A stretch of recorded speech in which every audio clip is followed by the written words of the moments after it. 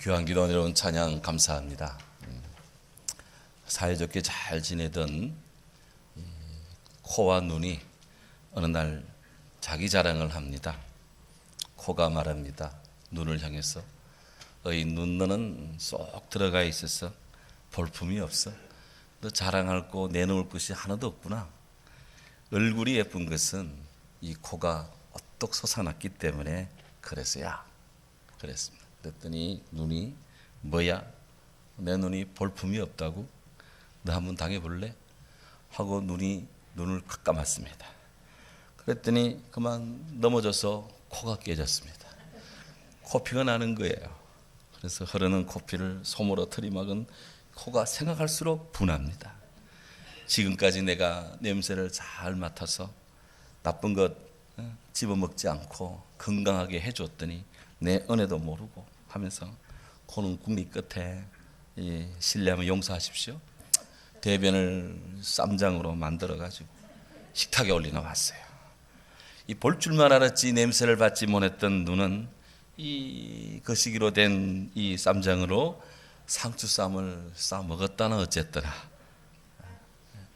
똥오줌을 구분하지 못하는 눈과 코. 태수형 세상이 왜 이래? 누가 그랬답니다. 너희를 위하여 보물을 하늘에 쌓아두라. 성도의 물질 생활에 대해서 귀한 지침을 주신 우리 예수님께서 연석순상에서 사람의 눈을 소재로 하여 우리들의 마음의 궁극적 지향점을 우리들에게 말씀해 주고 있습니다. 예속담에도 몸이 만양이면 눈이 천냥이다, 구천냥이다 그랬는데 눈은 사람의 등불이라 우리 주님께서 이렇게 말씀을 하십니다. 우리 얼굴에 있는 이 주요한 신체 부위를 한자로 나타내면 이목구비 그렇게 말합니다. 이목구비 다 얼굴에 있는지 한번 확인해 보세요. 흥미로운 것은 사람의 이 입안에 있는 치아를 치료하는 의원을 치과라고 합니다. 그 다음에 귀와 코와 이 목구멍을 또 살피는 의원을 이비인후과라고 합니다. 그런데 눈의 질병을 치료하는 그 의원 병원을 목과라고 하지 않고 안과라고 합니다. 왜 이목구비인데 왜 목과라 하지 않고 안과라고 할까요? 이 눈목자라는 것은 옛날에는 이렇게 옆으로 이렇게 사각형처럼 이렇게 썼대요. 그런데 원래 한자는 이 가로 세로 쓰기를 주로 하니까 눈목자를 가로로 쓰지 않고 세로로 쓰는 경향으로 눈목자를 이렇게 변형을 시켰답니다. 근데 이 눈이라는 것은 눈목자는 눈의 겉모양을 드러내는 것이고 눈 안자, 우리가 안고 할 때 그 눈 안에는 눈동자, 그리고 눈빛, 안광, 그리고 시신경, 그리고 시력 이런 것들을 총체적으로 의미하는 그 기관이래요. 그래서 이 안구 전체를 안목 전체를 바라보는 그렇게 해서 눈 안자를 만들었다고 합니다. 그래서 목과라고 하지 않고 안과라고 한다는 거예요. 이 안과 스님들에 따르면 사람의 눈동자는 엄청나게 신비한 자동 조절 시스템입니다. 가령 너의 눈에 먼지나 혹은 이물질이 탁 들어올 때 자기도 모르게 눈꺼풀이 움직이면서 방어 반응을 그렇게 하는 거예요. 그렇게 해서 눈을 탁 감아가지고 눈동자를 보호합니다. 사람의 눈에는 자그마치 30만 개의 그런 회로가 있고 1억만 개의 신경세포가 여기에 몰려 있다고 합니다. 그래서 어떤 아무리 작은 것이라도 우리가 의식하지 못하는 순간에 의식적으로 눈이 그렇게 자동으로 반응을 하는 거예요. 엄청난 방어 기제죠. 이렇게 우리의 눈을 이런 식으로 창조하신 우리 하나님의 솜씨를 찬양하지 않을 수가 없습니다. 예수님께서는 눈이 좋으면 온몸이 밝을 것이다. 눈이 나쁘면 온몸이 어두울 것이다. 그렇게 말씀하십니다. 지극히 옳은 말씀입니다. 사람이 눈이 잘 보이지 않는 것만큼 서러운 것이 없습니다. 아주 오래전 제가 박사학위 논문을 제출하기 위해서 근 일주일 정도 마지막에 잠도 안 자고 논문을 살폈습니다. 그리고 시간이 되어 새벽 기도를 나갔는데 이 성경을 읽으려고 하는데요, 성경이 보이지 않는 거예요. 눈이 캄캄해지더라고요. 그 순간에 제가 조용히 눈에다 손을 대고 제가 기도를 했습니다. 잠깐 간절히 기도했는데 정말 하나님 은혜로 시력이 돌아오는 거예요. 그래서 예배를 어떻게 마치고 아침에 정신을 차려서 아내와 함께 의정부 안경점으로 나갔습니다. 갔더니 너무나 멋진 이 선글라스가 눈에 탁 들어오는 거예요. 참 좋다. 이래 보니까 라이방이에요, 제품이. 이래 보니까 값이 얼마인가 봤더니 35,000원짜리 아니에요. 아니 이렇게 좋은 거를 35,000원밖에 안 해? 해가지고 주인이 물을까봐 얼른 카드 결제하고 나왔습니다. 그래서 집에 와서 좋은 거 다시 한번 해서 딱 보는데 값이 35만 원짜리지 뭐예요. 그러니까 이거를 35만 원짜리를 35,000원인 줄 알고 그냥 결제를 했습니다. 예수님께서 사람의 눈과 관련된 인간의 애환과 그리고 문화적 측면을 이해한다는 것을 그때 알았습니다. 그때 알았어요. 혹시라도 35만 원짜리, 350만 원짜리 35만 원에 사실 분이 있다면 감사함으로 사시기 바랍니다. 올해 코로나19로 인해서 어린이부터 대학생에 이르기까지 학습 차질이 많이 빚어졌습니다. 지금은 몰라도 시간이 지나면 올해의 학습 차질은 두고 참 여러 가지 데미지를 낳을 거로 저는 그렇게 봅니다. 아동발달학자 아놀드 게젤이라는 분이 있는데요. 이분이 이런 역설을 했습니다. 어린이는 한 쌍의 눈을 가지고 태어난다. 그런데 시각 세계를 가지고는 태어나지 않는다. 보는 눈은 이렇게 일반적으로 보는 눈은 가지고 있지만 그 눈으로 사물을 보고 평가하고 생각하고 미래를 예측하고 분석하는 이런 시각 세계는 가지고 태어나지 않는다. 그 세계는 직접 만들어야 되고 자기만의 창조이다. 그래서 부모님들이 책을 읽어주고 아이들이 뭘 보고 느끼고 하면서 그 시각이 터여지고 물리가 터여지고 세계를 보게 되는 거예요. 인간에게 들어오는 모든 정보의 80%는 눈을 통해 인지되기 때문에 어린 시절부터 그가 무엇을 보느냐, 무엇을 느끼느냐, 무엇을 읽느냐, 무엇을 듣느냐에 따라서 그 삶을 좌우해 나갑니다. 일례로 월트 디즈니 여러분 잘 아시죠? 어린이 만화영화의 대가 있지 않습니까? 사람들은 보통 쥐를 보면 아유 추잡해 해가지고는 그걸 잡아치우려고 막 애를 씁니다. 근데 월트 디즈니는 그 인생의 공고한 때 그 쥐를 보고 쥐의 징그러운 모습이 아니라 쥐의 평화롭고 아주 정겹고 귀여운 캐릭터를 그런 보았습니다. 그 쥐를 모델로 해서 세계적인 그런 사랑을 받는 미키마우스라고 하는 동화를 만화를 그렇게 탄생을 시켰습니다. 마가복음 14장 3절에 보면 아주 귀한 향수가 된 옥합을 가지고 와서 예수님 발에 붓고 그의 머리털로 예수님 발을 씻는 마리아 이야기가 나옵니다. 이를 보면 많은 사람들이 왜 낭비하느냐 하면서 막 그에게 짜증을 냈습니다. 또 가룟 유다 같은 사람은 이 향유를 어찌하여 팔아서 300데나리온 돈을 만들어 가난한 사람을 왜 돕지 않느냐 하면서 막 이렇게 질책을 했습니다. 그때 우리 예수님께서는 가만두어라. 그녀가 나의 장례를 지금 준비하고 있구나. 너희들은 가난한 사람들은 너희 곁에 있다. 항상 너희가 가난한 사람을 도울 수 있다. 하지만 나는 항상 있지 않지 않느냐. 여러분들이 나가서 복음을 전할 때 이 여인이 한 일을 기억하라. 그랬습니다. 예수님 평가는 달랐습니다. 사람들은 허비한다. 사람들은 낭비한다. 그렇게 했지만 그렇게 보았지만 예수님은 이 여인은 나의 십자가 죽음의 장례를 준비한다. 그렇게 평가를 했습니다. 오히려 기념하고 오히려 칭찬했습니다. 좋은 것을 좋게 보아준 거예요. 좋은 것은 좋게 봐주는 것. 바로 우리들이 이 시대가 정말 배우고 익히고 따라 행해야 될 모습 아닙니까? 어린이들에게도 좋은 것을 보여줄 수 있는 그런 가정, 좋은 것을 보여주는 그런 사회, 그런 사회는 복됩니다. 왜? 어린이는 본대로 배우기 때문에 그랬습니다. 눈은 그런 기능을 해요. 또한 사람 눈에 흐르는 눈물은 그의 시대를 반영합니다.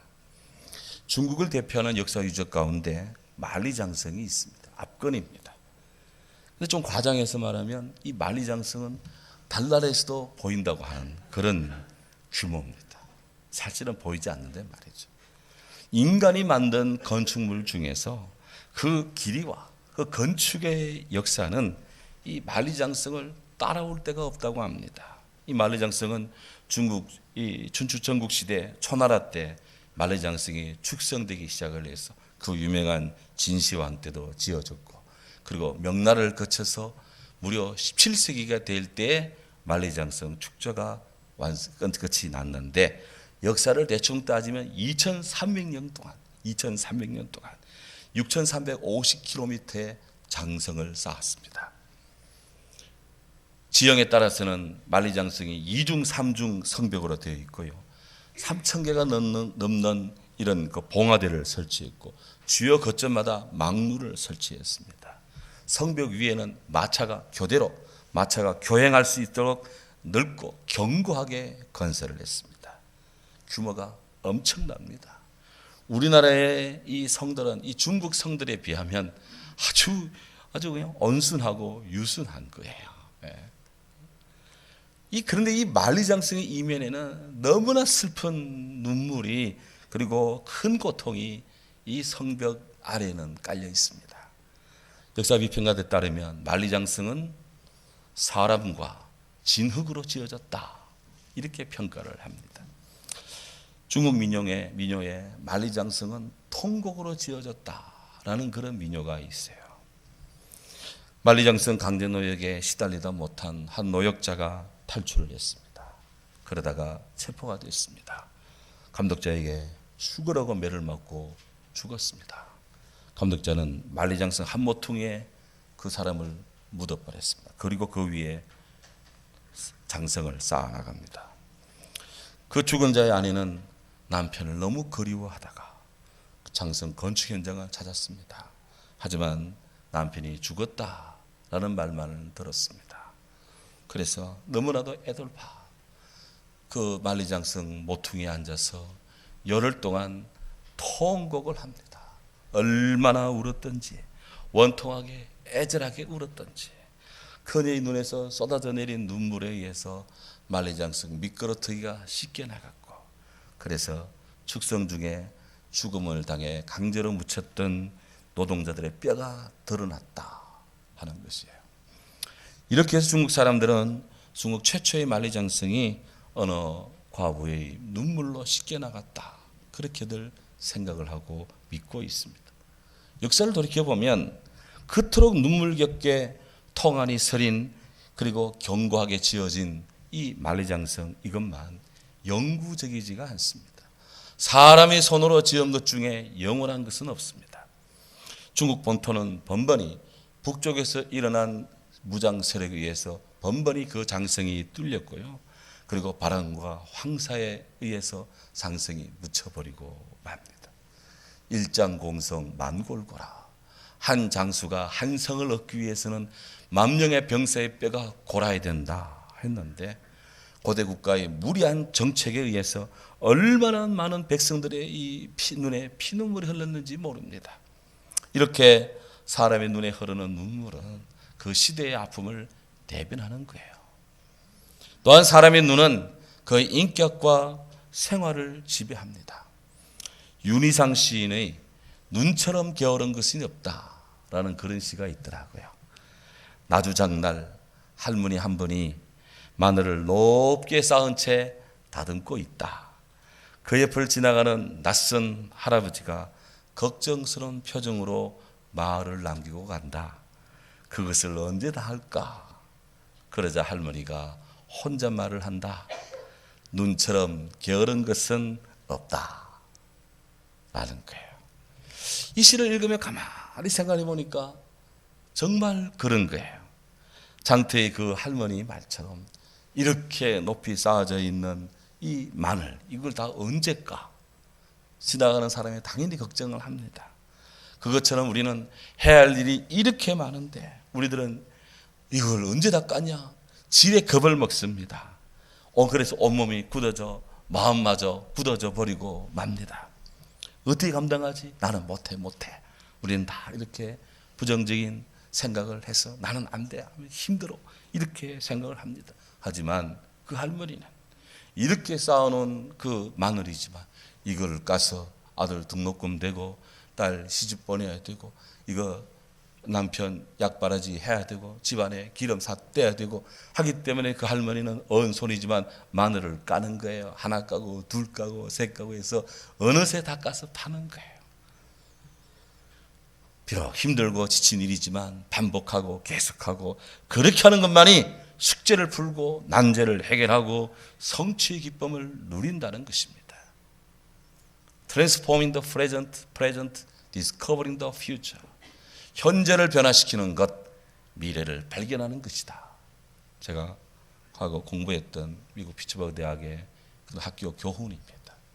지금 현재를 변화시켜야 미래를 발견한다. 지금 아무것도 하지 않으면 미래에 할 것이 아무것도 없어요. 그래서 우리는 지금 이렇게 쌓여져 있는 산더미 같은 마늘이지만 그 한쪽을 까야 되는 거예요. 눈처럼 게으른 것은 없다. 눈만 가지고 해결되는 건 없습니다. 이 눈은 당연히 신앙의 세계에서도 매우 소중합니다. 유대인들의 그 회당을 보면, 유대인들의 교회 회당을 보면 지붕이 되게 둥근 아치형으로 되어 있습니다. 왜 그럴까? 이는 사람들의 영적인 열망인 이 눈, 영적인 세계를 열망하는 눈을 표상하는 차원에서 지붕을 둥글게 이렇게 아치형으로 만들었다는 거예요.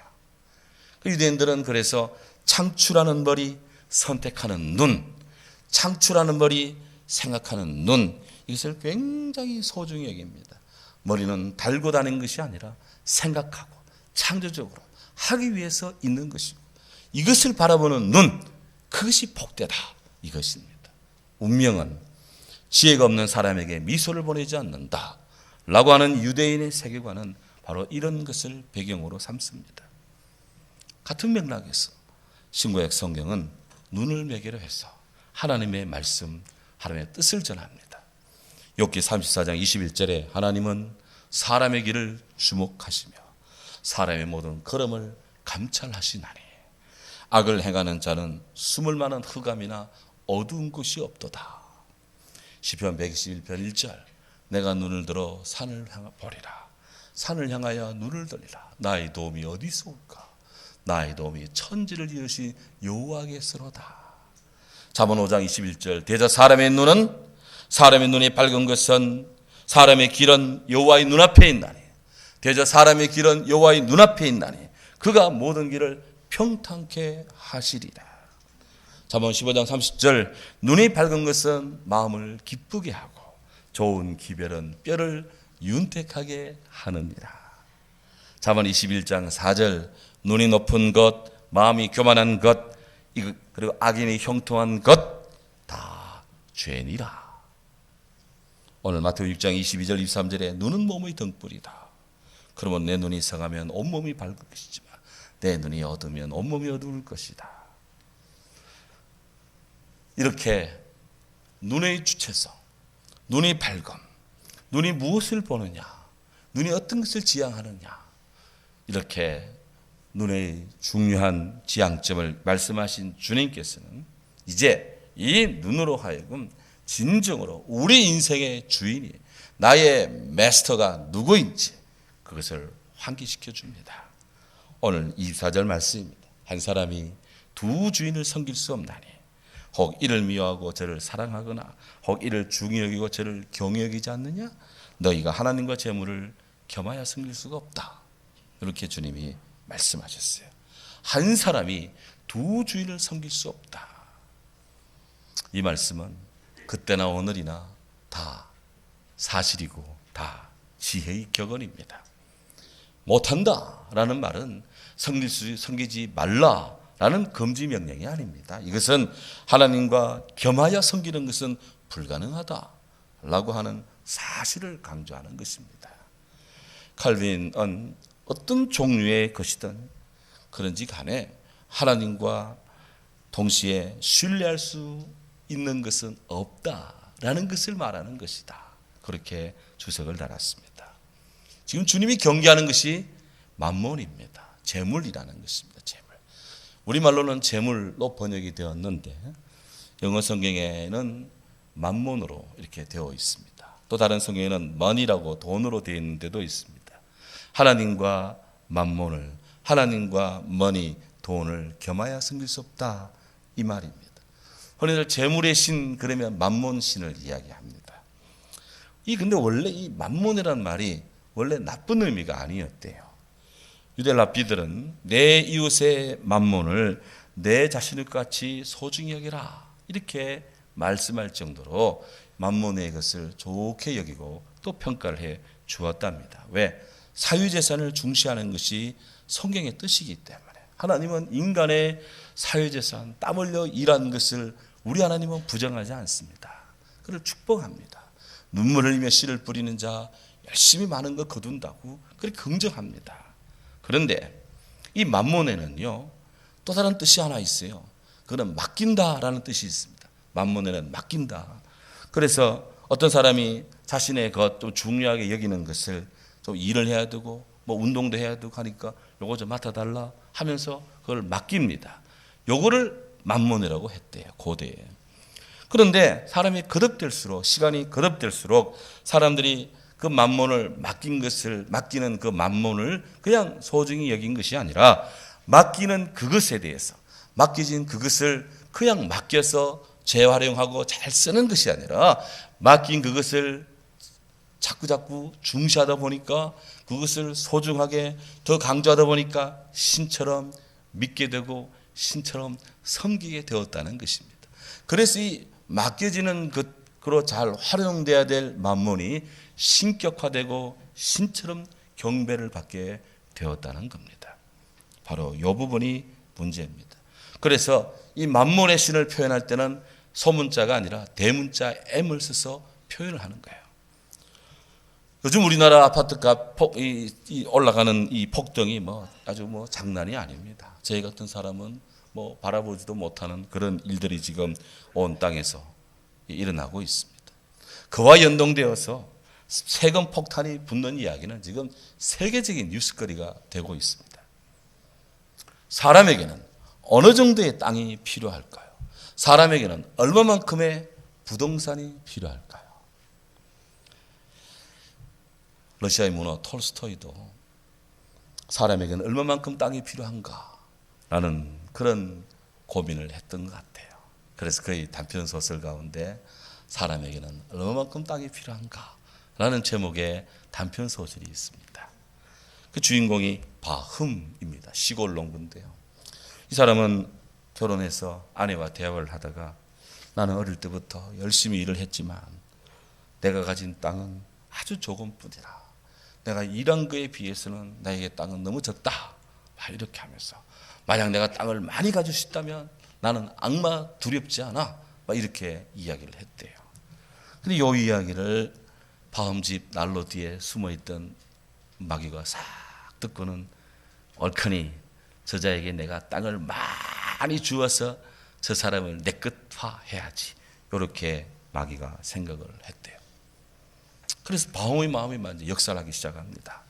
바움은 자기가 사는 마을 근처에 어느 주인이 지주가 땅을 판다는 소문을 듣고 자신의 있는 망아지를 팔고 또 재산을 좀 처분하고 돈 좀 빌려가지고 꿈에도 그리던 자기 땅을 확보를 했습니다. 그리고는 이것을 이용해서 앞으로의 그 부를 이루는 꿈을 꾸고 이제 그렇게 이제 삶을 도모합니다.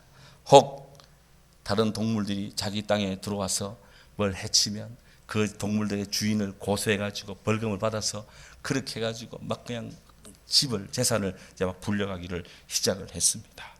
계속해서 그의 땅이 불어갑니다. 어느 날 지나가던 상인으로부터 좀 멀리 떨어진 곳에 아주 마음 좋은 촌장이 살고 그 광활한 땅이 있는데 거기는 말만 잘하면 얼마든지 넓은 땅을 가질 수 있다는 이야기를 듣습니다. 바함은 흥분되어서 그날로 집안을 정리해가지고 그 마을 촌장을 찾아가서 자기 뜻을 피력합니다. 촌장이 허락합니다. 좋소. 당신 마음대로 땅을 가지시오. 단 조건이 있어. 출발한 지점에서부터 출발해서 가는 곳마다 발을 받는 곳마다 당신의 땅이 될 것인데 해지기 전까지 출발 장소로 돌아와야 돼요. 문제 없다고. 바함이 드디어 아침부터 출발했습니다. 그리고 막 해서 막 연락에 불락 겁나게 뛰어다닙니다. 그러면서 자기 땅 표시를 하면서 막 그 어마어마한 거리를 뜁니다. 나중에는 들고 있던 물병도 귀찮아, 쥐고 있던 조끼도 벗어 던지고 발바닥에 불이 나니까 장화도 벗고 맨발로 뜁니다. 그렇게 하면서 어마어마하게 해는 넘어갑니다. 출발지까지 돌아와야 자기 땅이 되기 때문에 숨도 안 쉬고 뛰어들어왔습니다. 그리고는 해가 탁 떨어지기 직전에 자기 출발 선상에 탁 들어왔습니다. 들어왔더니 그 마을 촌장이 아주 광활한 땅을 차지했군. 허허허 웃는 순간에 바함이 앞으로 팍 꼬그라지면서 숨이 멎었습니다. 옆에 지켜보던 바함이 이 시종이 꼬꾸라져 숨을 거둔 주인님의 묘를 팝니다. 그리고는 그를 눕혀서 묻습니다. 그가 마지막 순간에 차지한 땅은 6피트 368 1m 80짜리 땅이었습니다. 그것이 다였어요. 톨스토이는 땅을 재물을 소유하고자 하는 욕심의 말로, 인간의 욕심의 말로가 얼마나 흠망하고 우스꽝스럽고 우려스러운 것인지를 그렇게 소설을 통해서 말씀을 하고 있습니다. 옛 사람들은 지나친 그런 욕심에 대해서요, 황금 흑사성이라 이렇게 말을 했습니다. 황금 흑사성. 황금은 선비의 마음을 어둡게 하고 총명과 판단을 흐리게 하고 양심을 부패하게 하고 정욕에 눈이 어두워지게 해서 그렇게 시커멓게 만들고 만다. 실로 사람에게 돈처럼 고마운 것이 없고 돈처럼 무서운 것이 없습니다. 가장 분명한 것, 하나님은 건전한 노동의 가치, 하나님 뜻대로 재물을 모으고 사용하는 것을 축복합니다. 그거를 죄로 여기지 않습니다. 하지만 사람이 돈의 노예가 되고 돈을 주인으로 섬기는 것은 낭패를 불러온다. 낭패. 그래서 성경은 경계해요. 디모데전서 6장 10절에 돈을 사랑함이 일만 악의 뿌리가 되나니 이것을 탐내는 자들은 미혹을 받아 믿음에서 떠나 근심으로써 자기를 찔렀도다. 우리 그리스도인의 재물가는 어때야 될까요? 디모데전서 6장 18절 19절에 이렇게 말합니다. 선을 행하고 선한 사업을 많이 하고 나누어 주기를 좋아하며 너그러운 자가 되라. 이것이 장래에 자기를 위하여 좋은 터를 쌓아 참된 생명을 취하게 한다. 그렇게 말씀합니다. 선을 행하고 무엇이 선입니까? 어떤 것이 선입니까? 루터가 말씀하신 것처럼 최고의 선은 하나님을 믿는 것입니다. 하나님을 믿고 믿음의 선한 사업을 하고 믿음의 거룩한 이 섬김 나누어주기도 기뻐하고 그러기 위해서 돈을 벌고 그러기 위해서 일을 하고 그렇게 하는 것은 그의 땅이 터가 견고해져서 뿐이 아니라 생명도 취한다. 건강도 취한다. 그렇게 말씀하는 것이죠. 지금 우리의 눈이 무엇을 응시하고 무엇을 앙망하고 있습니까? 저와 여러분의 진정한 주인, 마스터는 누구이십니까? 한 사람이 두 주인을 섬기지 못하나니 너희가 하나님과 재물을 겸하여 섬기지 못한다. 예수님 말씀했습니다. 오늘 두 번째 불렀던 찬송, 주 예수보다 귀한 것은 없네. 맞습니다. 주 예수보다 귀한 것은 없다. I'd rather have Jesus than silver or gold. 은이나 금보다도 예수 그리스도가 더 귀합니다. 이렇게 찬송은 우리에게 가르쳐주고 있습니다. 이 모든 성도 여러분, 진정한 우리의 온전한 찬송되기를 원합니다. 세상보다 귀하신 예수 그리스도, 낮고 낮은 구유에 주셨는데 그 귀하신 예수 그리스도를 오늘 우리 영혼 깊이 내 마음의 중심의 자리에 주님을 쏙 모셔드리시고 진정한 부자가 되시기를 바랍니다. 예수님보다 더 귀한 것은 없기 때문이에요. 우리에게 아기 예수를 내어주신 하나님 아버지의 사랑을 찬양합니다. 아멘. 사랑하는 주님, 감사합니다. 너는 몸의 등불